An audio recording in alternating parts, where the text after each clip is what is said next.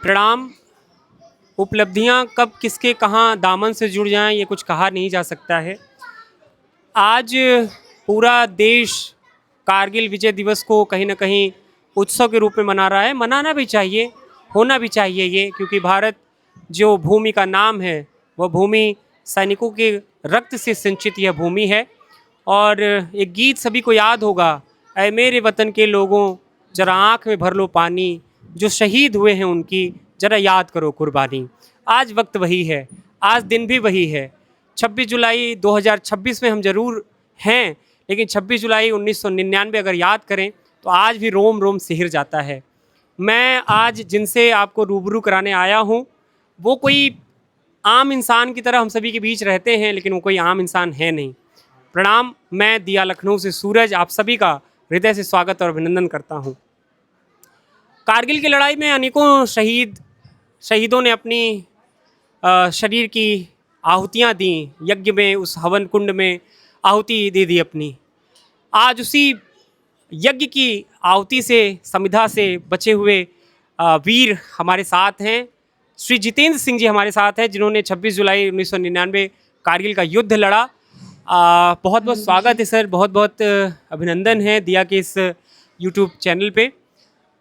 कैसा अनुभव रहा है? जैसा कि मुझे ज्ञात है 1983 में आपकी ज्वाइनिंग हुई एज अ नायक के पद पे। उसके बाद से सफ़र कैसा रहा और क्या रोमांच रहा है कारगिल में?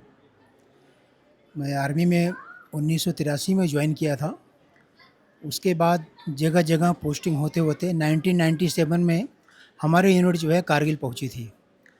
और हम लोग कारगिल में 1997 जुलाई से थे, और 99 मई में जो यह कारगिल की लड़ाई हुई थी, तो उसमें हम लोग वहाँ पर पूरी यूनिट वहाँ पर उपस्थित रही थी।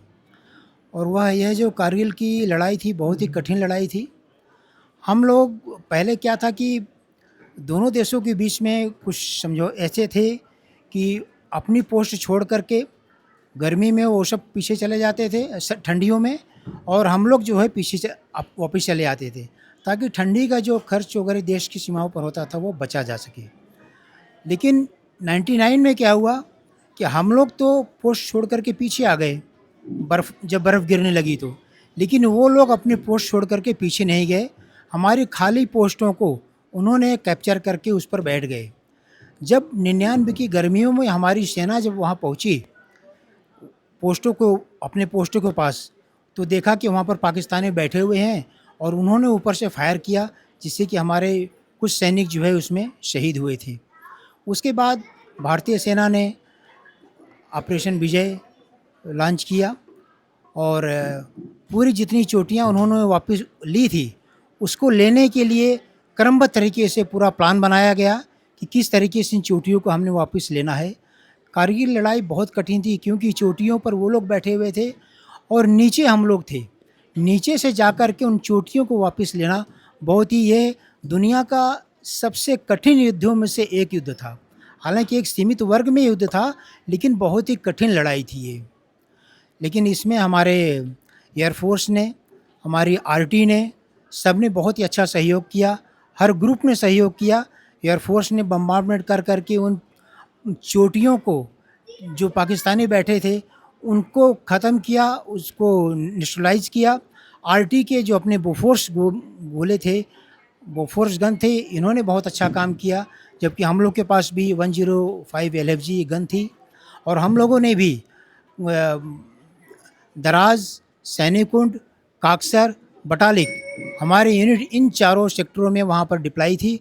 और हम लोगों ने आरटी के गनों के द्वारा निरंतर फायर कर करके उन दुश्मन के टारगेटों को जो है बर्बाद किया, ताकि हमारे इन्फेंट्री को पोस्टों पर कब्जा करने में ज़्यादा आसानी हो।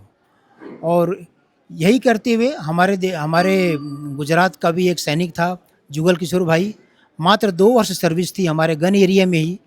आरटी का पाकिस्तान का गोला ठीक उसी के ऊपर आकर ही गिरा था, और वह शहीद हो गया था। बहुत ही दुखदायी घटना थी। हमारे यूनिट के ही कैप्टन विक्रम सिंह थे, जो कि ओपी पोस्ट पर पाकिस्तान के सेलिंग लगने से अपने प्राणों की आहुति उन्होंने दिए थे बजरंग पोस्ट पर, और उनको भारतीय सेना की तरफ से सेना मेडल दिया गया था। और बजरंग पोस्ट का नाम जब आता है तो बजरंग पोस्ट वही पोस्ट है जिस पर हम लोगों ने फायरिंग किया था। आप लोगों ने नाम सुना होगा कैप्टन अमोल कालिया और उनके 4 सैनिक। जब ये सब बजरंग पोस्ट पे गए तो वहाँ पर पहले से ही उनके पाकिस्तानी थे और उनको इन्होंने कैप्चर कर लिया और बहुत ही अवमाननीय तरीके से उनको जो है उनका जो है उनके साथ बर्बरतापूर्वक कार्य किया। और वो चारों के चारों की जो डेड बॉडी आई थी वो हम लोगों ने खुद अपनी आँखों से देखी थी। पहचान में नहीं आ रहा था किसकी डेड बॉडी क्या है, लेकिन फिर भी हम लोगों ने बहुत ही बहादुरी के साथ वह युद्ध लड़ा है। और नीचे से रात को प्लानिंग बनता था, पूरी सेना कभी आगे से ऐसी ऐसी जगह से हमारे सैनिक उन चोटियों पर चढ़े हैं रस्सों के सहारे। जैसे आप लोगों ने सुना होगा शिवाजी के ज़माने में गुरिल्ला युद्ध में बांध करके रस्से के सहारे चढ़ते थे, उसी तरीके से युद्ध जो है या कारगिल का युद्ध हमारे सैनिकों ने लड़ा है। और इसमें से काफ़ी सैनिक शहीद भी हुए हैं। और फिर जाकर के 26 जुलाई 2026 को हम अपनी पूरी चोटियाँ वहाँ से वापस लिए हैं, तब जाकर यह जो है युद्ध जो है समाप्त हुआ है। आप बता रहे हैं और मेरा मन जो है वो बिल्कुल रोमांच से भर जा रहा है। इसलिए भर जा रहा है कि हम लोग एक गीत सुनते हैं, जैसा लता दीदी ने गाया उस गीत को, ऐ मेरे वतन के लोगों, उस गीत को सुनते ही मन में एक अजीब तरंग उमड़ने लगती है। आपने तो वो देखा है, जैसा आपने बताया कि अमोल कालिया जो कैप्टन साहब थे, उनके साथ 4 सैनिक थे, उनकी कैसी बर्बरतापूर्वक हत्या कर दी गई और उसके बाद उस पार्थिव शरीर आपके पास आया। कारगिल अमूमन होता है क्या है, साथ वाला जब कहीं मतलब शहीद होता है तो अपना भी मन टूटता है।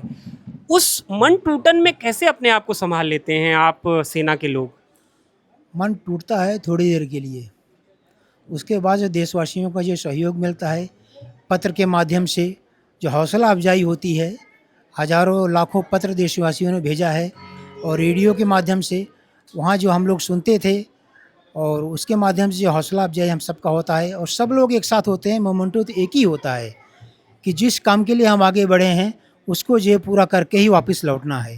तो इसलिए वो थोड़ी देर के लिए इमोशनल होता है, लेकिन उसके बाद फिर इमोशनल जो को पीछे छोड़कर जो आगे के कदम बढ़ाना है, जो आगे है उसको हमने लक्ष्य को हासिल करना है, उस तरफ सब आगे बढ़ चलते थे। अक्सर देखा गया है और कहा भी जाता है कि कर्तव्य पथ पर भावना पीछे रह जाती है, कर्तव्य प्रमुख रह जाता है। सेना में भर्ती होने के बाद कर्तव्य को ही प्रमुख माना गया है। जैसा गीता में कहा गया है, कर्मण्येवाधिकारस्ते मा फलेषु कदाचन। सेना का जवान उसी भाव को अपने अंदर अंगीकार करता है और चलता रहता है। आदरणीय जितेंद्र सिंह जी ने पत्र का जिक्र किया है।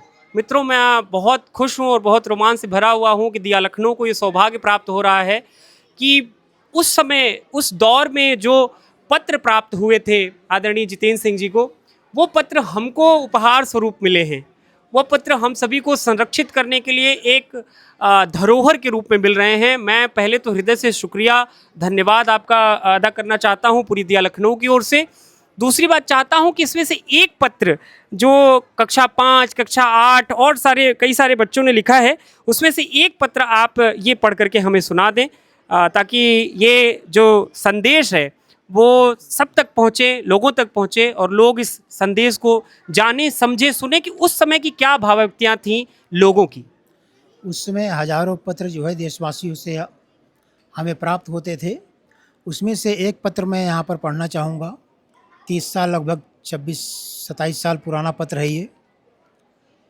सुमन नाम के किसी ने लिखा है। ये कहाँ से आया है, किसने लिखा, ये पता नहीं होता था। सिर्फ उस पर लिखा होता था पते पर भारतीय सैनिक कारगिल, वो लेटर हम तक जो है पहुँच जाता था वो। ठीक है। देश के जवानों, यह देश किसी के सामने झुकने ना पाए। इस देश का भविष्य आज आपके हाथों में है। पाक ऐसी हरकतें कर रहा है, हर एक भारतीय का खून उबल रहा है। इसे एक भी भारतीय माफ़ नहीं कर सकता है। अटल बिहारी जी ने शरीफ की ओर प्रेम का हाथ बढ़ाया कि अतीतों को भूलकर नई शुरुआत की जाए, मगर मियाँ जी तो उधर युद्ध की तैयारियों में थे। भारत माता के वीर सपूतों, आपको अपनी माता का चीरहरण नहीं होने देना है। अपनी भारत माता की रक्षार्थ देश के लिए शहीद हो जाना है, ताकि ये भारत माता गर्व से दुनिया के सामने मस्तक ऊंचा करके कह सकें, ये मेरे वीर सपूत हैं। मेरे देश के जवानों, आप अकेले नहीं हैं। करोड़ों भारतीयों की दुआएं व मन्नतें आपके साथ हैं। हमें हमेशा आगे कदम बढ़ाने हैं। भारत माता की जय। सुमन। मित्रों, ये सुमन कोई हैं, उन्होंने पत्र लिखा है और आदरणीय जितेंद्र सिंह ने उनको पढ़ के सुनाया कि उस समय भाव क्या थे। शहीदों की चिताओं पे लगेंगे हर बरस मेले, वतन पे मरने वालों का यही आखिरी निशान होगा।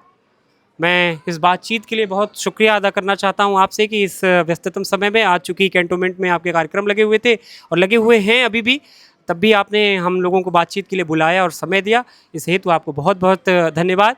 और हम सभी आपसे प्रेरणा, प्रोत्साहन, आशीर्वाद लेकर के दिया लखनऊ को यूं ही देश सेवा के लिए, समाज सेवा के लिए समर्पित करते रहेंगे। बहुत बहुत शुक्रिया। Thank you.